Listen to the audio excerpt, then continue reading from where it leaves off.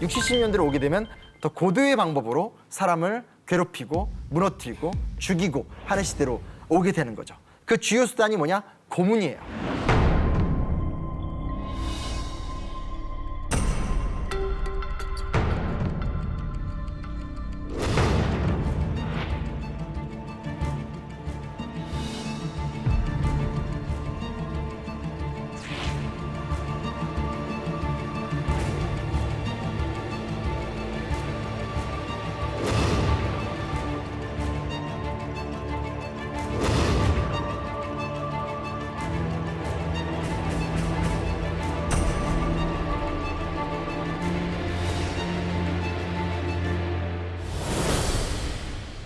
고 김근태 의장의 회고에 따르면 사람 몸이 수분이 70%뭐 된다고 하잖아요.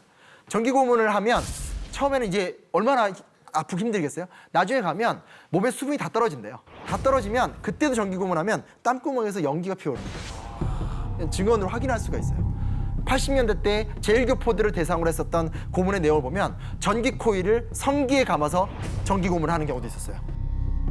손톱하고 요 사이 여기를 이제 진짜로 이렇게 다 쑤신다라든지 아니면 벗겨놓은 상태에서 매달아 놓고 신체 특정 부위를 계속 세게가 이렇게 탁 치면서 계속 모욕을 주는 상상이 안 되는 구조예요. 그러니까 우리가 이런 고문 같은 경우는 안타깝다 하면서 눈물로 흘리는 문제가 아니에요. 어떻게 인간을 두고 이따위 짓을 할 수 있는지에 대한 큰 분노, 이건 받아들일 수 없다라는 어떤 그런 분노로 가는 게 저는 정상적인 과정이라 생각하는데, 사실은 박정희 정권의 그 위기 때마다 공교롭게도 항상 동베를린 간첩단 사건이라든지 제일교포 유학생 간첩단 사건이라든지 이런 사건들이 희한하게도 접전할 때마다 탁 터지는 거죠. 사람들은 모르고 언론의 보도만 믿고, 지금이야 SNS가 워낙 발달했으니까 언론 보도 나와도 야 다시 확인해봐 이런 게 되지만, 그 당시엔 신문하고 텔레비전 말고는 정보를 얻을 수 있는 게 없잖아요. 그거 보고 일반인들은 정권이 의도하는 대로 계속 흘러가게 되고, 이런 식이 60, 70년대 그리고 80년대까지도 계속 자행되어 왔었다는 것이, 이게 우리 역사라는 것 자체가 좀 믿기지 않는 부분인 거죠. 그 중에서 가장 이제 대표적인 사건이라고 할 수 있는 게 민청학년 사건이에요. 1974년에 일어났던 거고, 이게 약칭 민청학년이고 전국 민주청년학생 총연맹이라는 단체가 공산주의적인 인민혁명을 시도한다라고 해서 학생과 사회 인사들을 대거 이제 구속을 했죠. 처음에 구속된 사람들, 기소된 사람들 한 180명 정도가 됐고, 8명 사형당했고, 무기징역 9명, 징역 12년 이상이 20명인데, 이 당시 판결의 결론은 뭐냐면 정찰제 판결이에요. 뭘 얘기하는 거냐면, 자, 재판을 하면 검사가 구형을 하죠. 몇 년, 이 본인의 죄는 얼마가 되니까 20년 하면 판사가 여러 가지들을 따져서 무죄를 선고할 수도 있고, 보통 이제 감형을 하잖아요. 근데 쉽게 말하면 판결 그대로, 그러니까 검사가 구형한 그대로 정찰제로 판결이 나버렸고, 그 재판 과정 속에서는 변호인이 아예 입회를 못한다라든지, 더 무서운 게 뭐냐면 이 사건은 너무 어거지로 만들었다는 것이 뻔히 보였기 때문에 최대한 빨리 처리를 하고 싶었나 봐요. 그래서 사형 집행 선고를 내리고 바로 사형을 시켜버렸어요. 제가 예전에 아주 우연히 이 당시 기록들은 꽤 많은데 어떤 한 여인이 썼던 시 같은 글이 하나 있어요. 어디로 가야 합니까? 어디로 가야 합니까? 이제 당신을 보려면. 지난 봄, 당신은 아무 이유 없이 끌려갔습니다. 봄, 여름이 지나고 가을이 가도 당신의 소식은 없었습니다. 당신은 내 삶의 전부였습니다. 사랑하는 사람이여, 차라리 당신 곁에 눕고 싶습니다. 고문에 으스러진 당신 손을 꼭 미소로 붙잡고 차라리 당신 곁에 눕고 싶습니다. 평화로이, 그리고 조용히.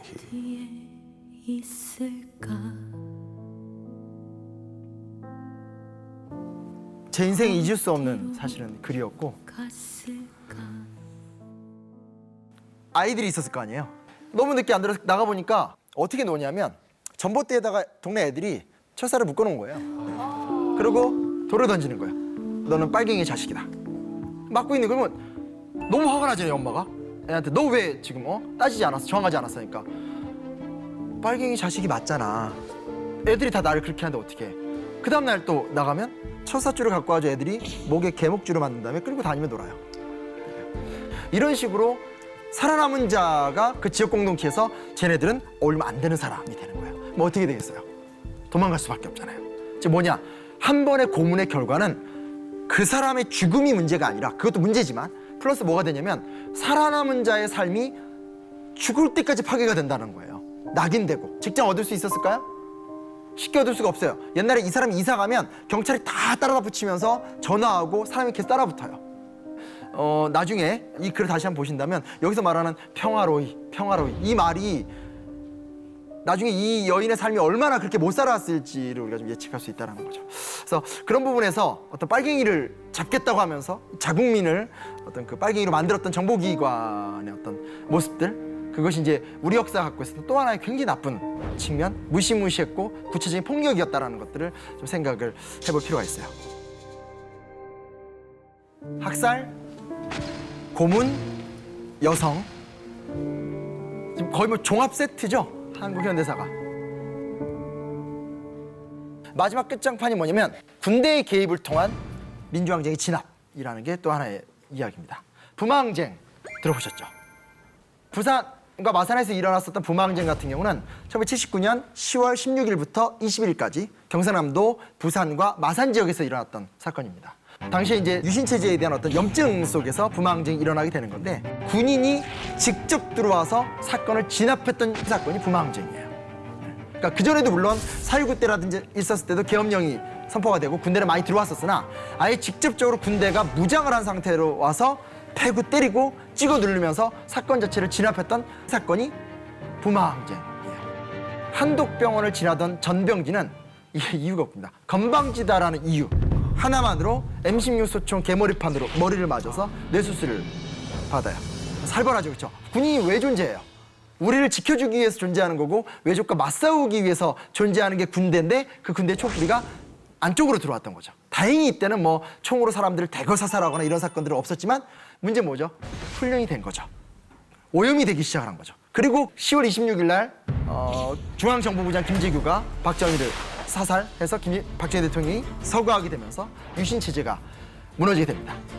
근데 이제 이거죠. 20년간 독재체제를 운영하면서 나름대로 자기 세력을 유지하기 위해서 여러 사조직을 만들었는데 그 중에 하나가 뭐냐면 군대 내 사조직이었던 하나회라고 하는 조직을 만들었고, 그 하나회의 수장이 박정희에게 개인 충성을 다짐하면서 자기 그룹들을 밀어주고 땡겨주고 하던 전두환, 노태우 사람들이었던 거죠.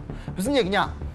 유신체제가 무너졌을 때 일반 사람들은 아 이제 끝났구나 라고 생각하지만 끝날 수가 없는 거죠, 구조적으로. 왜냐면 그를 무너뜨렸었을 때 그가 길러놓은 세력이 스물스물 기어올라서 새로운 일을 저지를 수밖에 없는 거니까. 그래서 10월 26일 날 박정희 대통령 서거 이후에 12월 12일 날 소위 말하는 12.12 군사 반란이라는 것이 일어나게 되면서 전두환 보안사령관을 중심으로 해서 육사 11기생들, 신군부들이 이제 권력을 장악합니다.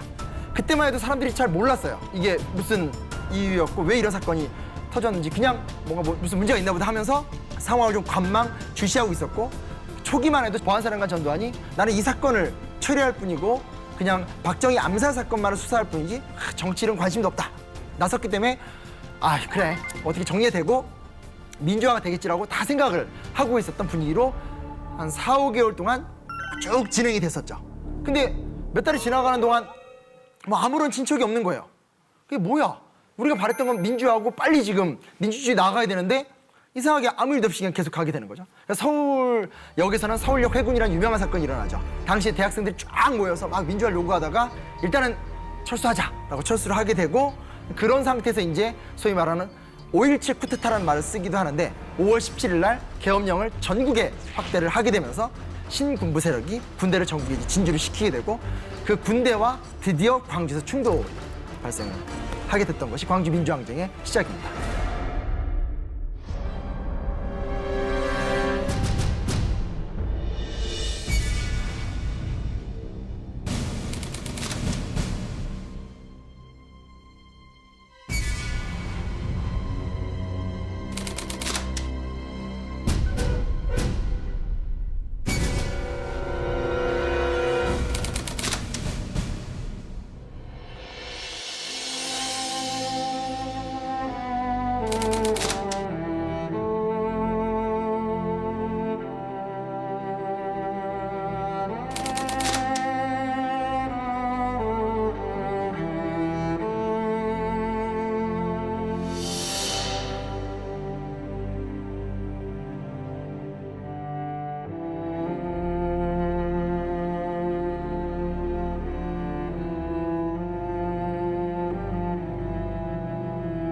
길 가던 여학생들을 이유 없이 붙잡아서 막 군홧발로 걷어차고 다시 기록을 보면 뭐 옷을 찢고 이런 장면도 나와요.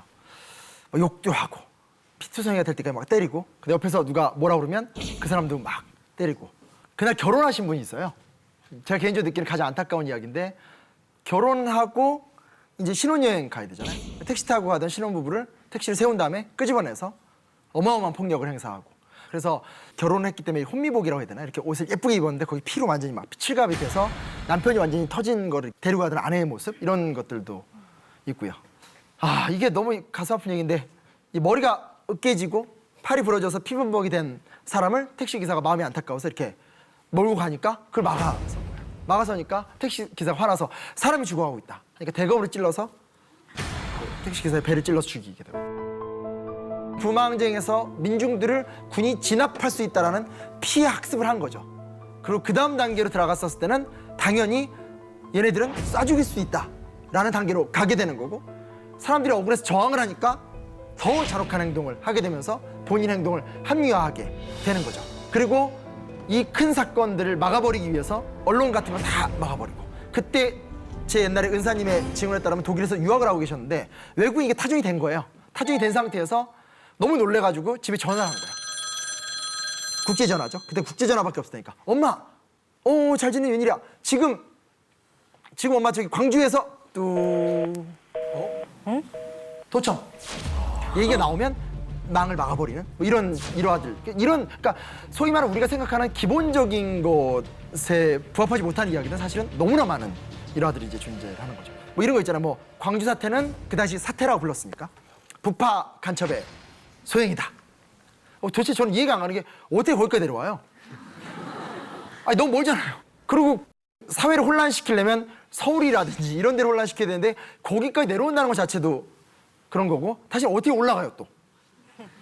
왜냐면 잡힌 사람이 없잖아요. 이건 소문만 돌았던 거지 단 한 명도 북파 간첩으로 잡힌 사람이 없거든요.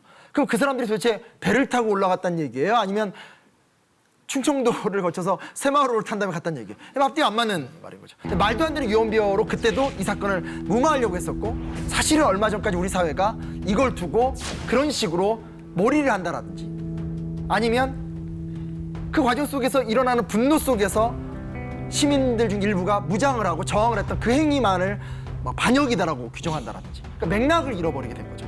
이야기의 맥락과 원인과 결과가 있는데 그것을 다 합쳐야지만 역사인 건데 그 역사의 이야기를 다 하지 않고 특정만 끄집어내서 우리끼리 누군가를 나쁜 사람들의 무리로 만들어버리고 특정 도시는 나쁜 도시고 특정 지역 사람들은 마치 이등 국민 같은 이런 식의 어떤 과정들을 저질렀다는 것이 너무나 고통스러웠던 거고 그 당시 결국은 김대중 내라는 뭐 사건 이렇게 몰아가지고 당시에 아주 유력했었던 야당 지도자 중에 한 명이었었던 김대중을 사형 선고를 때리게 되는 것으로도 이제 연결이 되게 되는 거죠. 북한의 사주를 받아서 광주 시민들을 선동해서 국가보안법, 방공법, 개헌법, 외환관리법 등을 다 위반해서 군법회의에 회부가 되는 구조거든요. 근데 사실은 김대중 후보는 그 당시에 유신체제 때 가택연금을 계속 당해 있었던 상황이었거든요. 그러니까 군인과 기관들이 아예 그 집을 감시하고 집 밖으로 나오지도 못하던 상황인데 그가 서울에서 광주까지 무슨 연통을 했고 이게 지금 이 웃음의 이유는 아마 서로 아실 거예요. 이거 오초훈이가 없는 이야기인 거예요. 그러니까 앞뒤가 말이 안 되잖아요. 가택연금이 돼서 몇 년을 살아있던 사람이 광주 지역에 가가지고 내란을 조직했다는 것도 말이 안 되고 북한이 거기서 간첩을 내려보내서 선동했다는 것도 말이 안 되고 당시에 봤던 그 지역에 있었던 외신 기자나 어떤 외국인 선교사들의 증언 그리고 외신의 보도 뭐 이런 것들 혹은 지금 남아있는 증언들을 다 보면 우리가 갖고 있는 어떤 상식의 입장에서 받아들일 수 없는 얘기들인데도 최근까지도 이런 것들이 막 활용이 되고 그 시간 동안에는 그 지역을 이렇게 다 찍어 누르고 했던 거죠. 근데 중요한 게 있습니다. 박정희 정권 때는 막 미니스커트도 못 입게 하고 머리 길르면 자르고 막 그랬잖아요. 전두환 정권은 다른 수를 씁니다. 무슨 수를 쓰냐? 박정희 정권 때는 막 미니스커트도 못 입게 하고 머리 길르면 자르고 막 그랬잖아요. 전두환 정권은 다른 수를 씁니다. 무슨 수를 쓰냐? 대중문화를 활용하기 시작해요. 혹시 국풍 80일이라고 들어보셨나요? 그 여의도에서 국풍 80일이 뭐 열렸다 이런 오, 얘기를 네네. 들어본 것 같기는 해요. 그 나라에서 하는 행사. 맞아요. 네. 예. 그러니까 말 그대로 뭐냐면 80년에 그렇게 해서 다 짓밟고 권력을 장악했잖아요. 그리고 나서 지금 여의도 공원이잖아요. 여의도 공원을 그때는 여의도 광장이었거든요. 그냥 이렇게 아스팔트만 쫙 있었는데 거기에다가 저렇게 행사장을 만들어 놓고 전 국민 놀자판을 벌인 겁니다. 1981년 5월 28일부터 6월 1일까지 닷새 동안 행사를 위해서 전국 160여 개의 대학에서 6천여 명의 학생들이 참여했고 일반인 7천 명이 참가했고 전통 민속인 그리고 수많은 연예인들이 참여해서 이 기간 동안 무려 659회의 공연을 한 거예요. 죄를 문화로 덮는다. 큰 사건이 있었으나 요거는 요 지역에서만 일어난 사건이고 요건 나쁜 사건이니까 그래 우리가 잘 처리했어. 실제로 정말 나쁜 인권 탄압을 한 거잖아요. 잘 처리했고 자 잊고 한번 즐겁게 놀아보자. 자 전국의 대학생들 와 지원해줄게. 여기 약간 대학생 포섭 느낌 보이죠? 일반인들 참여해요. 이러면서 분위기를 막 모은 거죠. 근데 이때 여담이긴 하지만 여기서 되게 유명해진 음식이 하나 있어요. 혹시 뭔지 아세요? 음식이요? 네, 음식이요. 비빔밥? 네, 아니고요. 여의도에서 유행한 음식이에요? 분식집에 있는 음식이에요. 떡볶이. 아니 떡볶이 우리나라 순대. 소떡소떡, 소떡소떡?